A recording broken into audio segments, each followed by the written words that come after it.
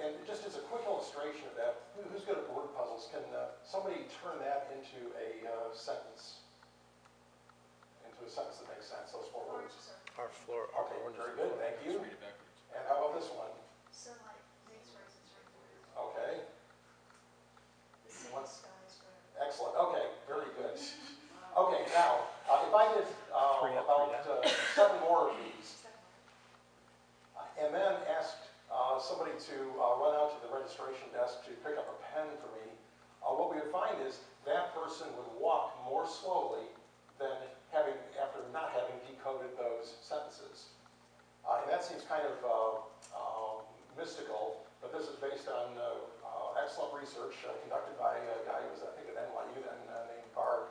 And what we did was we fed you these terms that all had an age-related component. And it can be very weak. I don't think that everybody probably noticed that age-related component when you were looking at those sentences. But we have Florida, gray, and wrinkle, and there would be 7 more sentences just to emphasize that in the same way. That's called priming, and it works on all of us.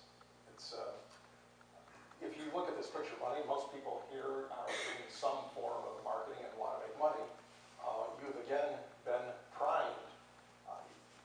Studies show that people who saw an image of currency were about half as likely to offer help to somebody else than had they not seen it. In a very similar way, they had people sit in a room with a screensaver that had either fish or currency on it, and then they had a subject go into a room with another person where they had to adjust their chairs, and what they found was the people who saw the currency symbol on the screensaver, and again, it wasn't pointed out anyway, it was just there in the room, sat significantly farther apart, and what was happening was this currency priming was triggering a sort of selfishness effect. If you're marketing on the web, that's good to know. If you're selling a get-rich-quick scheme, probably a good thing to include some pictures of currency. If you're asking for donations, maybe not so good